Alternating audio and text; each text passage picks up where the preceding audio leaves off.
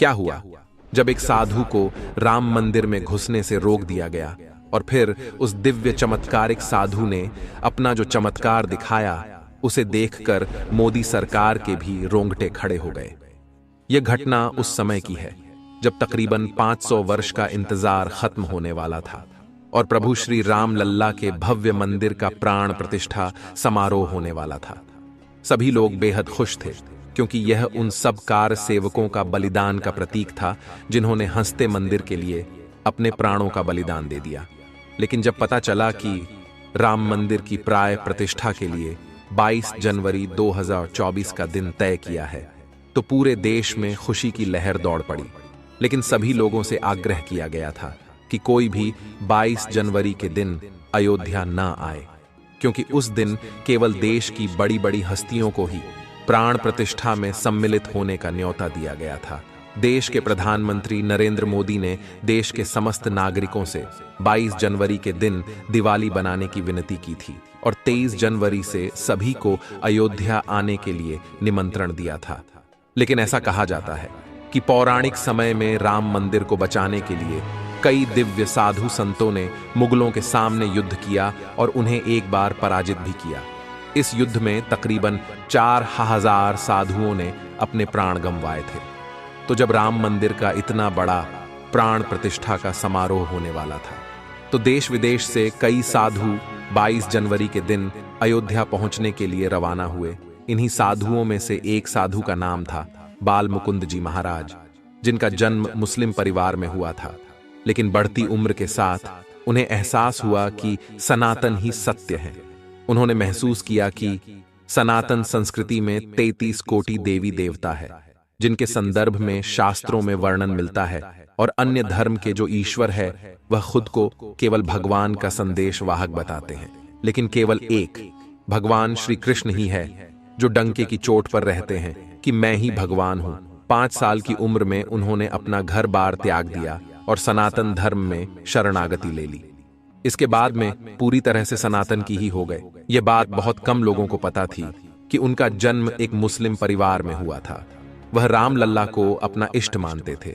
जब वे राम मंदिर के लिए रवाना हुए तो उनके अंदर एक गजब का उत्साह था। वे राम लल्ला की प्यारी मुस्कान को अपनी आंखों से निहारना चाहते थे और अपना आगे का जीवन अयोध्या में ही बिताना चाहते थे। 22 जनवरी 2024 को वह अयोध्या पहुंच गए। वे राम लल्ला के दर्शन करना चाहते थे, लेकिन उस दिन किसी भी आम श्रद्धालु के लिए दर्शन खुले नहीं थे। इसलिए उन्होंने एक दिन का इंतजार किया और 23 जनवरी को वे प्रातःकाल ही जाकर लाइन में लग गए। लेकिन जब वे एंट्री गेट पर पहुंचे तब वहां पर सुरक्षा कर्मियों ने उनके एक हाथ पर उर्दू भाषा में कुछ लिखा हुआ देख लिया, जो बचपन के समय उनके माता पिता ने उनके हाथ पर बनवाया था। तब सुरक्षा कर्मियों को लगा कि कोई फर्जी साधु के भेष में हिंदू बनकर मंदिर में घुसने का प्रयास कर रहा है।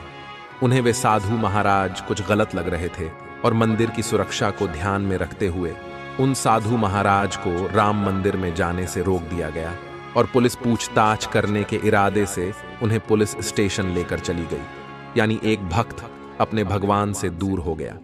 लेकिन किसी को भी इस बात का अंदाजा नहीं था कि आगे बहुत बड़ा चमत्कार होने वाला था, क्योंकि राम लल्ला अपने भक्तों से बड़ा प्रेम करते हैं और उनके भक्त उनसे दूर चले जाए यह उन्हें बिल्कुल भी बर्दाश्त नहीं होता। इसके बाद पुलिस वाले उन साधु महाराज को नजदीकी पुलिस चौकी पर ले गए। वहां पर उन्हें घंटों बिठाया और उनके साथ बड़ा ही गलत बर्ताव किया, क्योंकि सभी को लग रहा था कि यह कोई फर्जी बाबा है। लेकिन बाल मुकुंद जी का कहना था कि उनका जन्म भले ही मुस्लिम घराने में हुआ, लेकिन वह सनातन को अपना चुके हैं। उनके रोम रोम में राम बसे हैं। तब सच का पता लगाने के लिए वहां पर एक दिग्गज पंडित को बुलाया गया, जिन्हें शास्त्रों का खूब ज्ञान था। तब उस विशेषज्ञ पंडित ने उन साधु महाराज की परीक्षा लेना शुरू कर की। उन्होंने बाल मुकुंद जी से महामृत्युंजय मंत्र, 4 वेदों का अर्थ, 16 संस्कार व ऐसे हिंदू धर्म से संबंधित 10 सवाल पूछे और उन्होंने एक एक सवाल का विस्तार से बहुत अच्छा जवाब दिया। सभी लोग हैरान हो गए और सभी को विश्वास हो गया कि इन साधु महाराज का जन्म भले मुस्लिम घराने में हुआ हो, लेकिन अब यह पूरी तरह से सनातन को अपना चुके हैं। और एक दिव्य चमत्कारिक सनातनी साधु महाराज बन चुके हैं। सभी ने उनके चरण स्पर्श किए और सम्मानपूर्वक पुनः उन्हें अयोध्या राम मंदिर दर्शन के लिए छोड़ दिया गया। लेकिन जब वे प्रातःकाल में राम मंदिर दर्शन के लिए लाइन में लगे थे, तब वहां भीड़ काफी कम थी।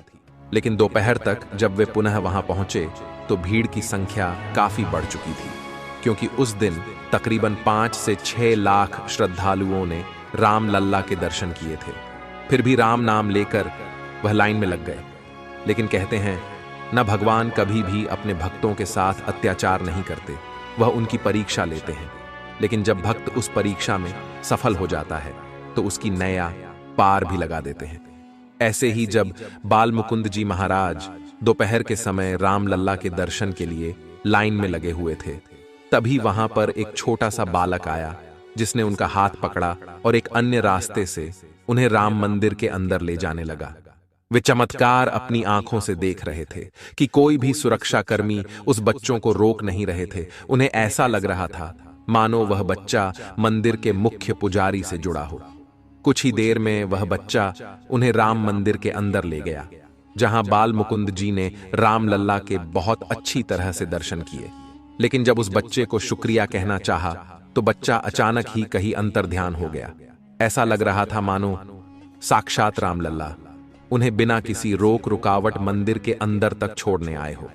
इसके बाद उन्होंने वहां पर उपस्थित कई सुरक्षा कर्मियों से उस बच्चों के बारे में पूछा, लेकिन सभी का कहना था कि आप तो मंदिर के अंदर अकेले आ रहे थे, आपके साथ कोई भी बच्चा नहीं था। ये चमत्कार देखकर उन दिव्य साधु महाराज के भी रोंगटे खड़े हो गए, क्योंकि जिस प्रकार रस खान को भगवान श्री कृष्ण बाल रूप में मिले थे, इस तरह से आज बाल मुकुंद जी को भी राम लल्ला ने बाल स्वरूप में दर्शन दिए थे। यह उनके लिए ऐतिहासिक पल था। इससे हमें यह भी समझ आता है कि व्यक्ति का जन्म चाहे किसी भी धर्म में हुआ हो, चाहे किसी भी जाति में हुआ हो, मनुष्य धर्म और जाति के नाम पर भेदभाव कर सकता है, लेकिन भगवान की नजरों में हम सभी उनके बच्चे होते हैं और वह सभी भेदभाव को हटाकर अपने भक्तों को स्वीकार करते हैं और अपने भक्त को दर्शन भी देते हैं। ऐसी एक चमत्कारी घटना सुरेखा वर्मा नाम की एक राम भक्त के साथ भी हुई। जब वह 25 जनवरी के दिन राम लल्ला के दर्शन करने के लिए अयोध्या पहुंची, तो वहां पर भक्तों की भारी भीड़ थी।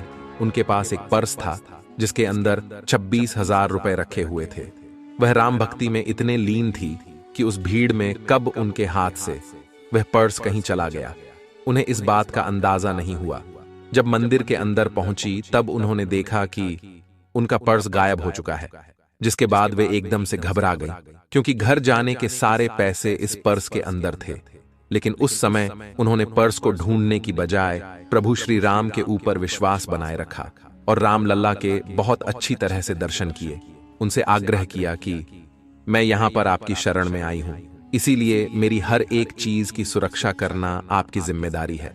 उन्होंने प्रभु श्री राम पर भरोसा रखा और चुपचाप दर्शन करके राम मंदिर से बाहर आ गई। तभी उनके साथ एक बहुत दिव्य चमत्कार हुआ।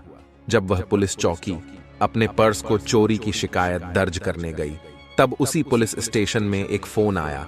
उनका कहना था कि वह एक साधु महाराज बोल रहे हैं और उनके झोले में सुरेखा वर्मा नामक एक महिला का पर्स मिला है, जिसके अंदर रुपए भी है। उस समय सुरेखा जी वही पुलिस स्टेशन में मौजूद थी। उन्होंने उन साधु महाराज को अपना नाम बताकर यह सुनिश्चित किया कि वह पर्स उनका है, और फिर पुलिस दल की सहायता से वह पर्स उन साधु महाराज से लेकर कुछ देर में सुरेखा जी को वापस लौटा दिया गया। उन्होंने बताया कि यह उनकी जिंदगी का सबसे बड़ा चमत्कार है। जाने अनजाने में मेरा पर्स उन साधु महाराज के झोले में गिर गया था, लेकिन प्रभु श्री राम ने जिस तरह चमत्कार दिखाकर उनका पर्स पुनः वापस मिलवाया। यह चमत्कार कोई साधारण चमत्कार नहीं था। एक से बढ़कर चमत्कार राम मंदिर में प्राण प्रतिष्ठा के पूर्व से लेकर आज तक देखे जा रहे हैं, क्योंकि इसी भूमि पर प्रभु श्री राम का जन्म हुआ था और शास्त्रों में इस भूमि को दिव्य भूमि कहा जाता है। तो यहाँ पर ऐसे चमत्कार होना काफी सामान्य बात है। इस पूरे घटनाक्रम को लेकर आपकी क्या राय है, नीचे कमेंट बॉक्स में बताइएगा। और वीडियो अगर आपको पसंद आई हो तो आप लाइक जरूर करें। अगर आपके साथ भी ऐसी कोई सत्य चमत्कारी घटना घटी है तो आप नीचे कमेंट बॉक्स में अवश्य लिखें। हम अपने चैनल के माध्यम से उसे दुनिया तक पहुंचाने का प्रयास करेंगे। रोजाना ऐसी सत्य चमत्कारी घटनाएं देखने के लिए हमारे चैनल को सब्सक्राइब करके बेल आइकन को प्रेस कर लें। अभी के लिए दर्शकों, हर हर महादेव।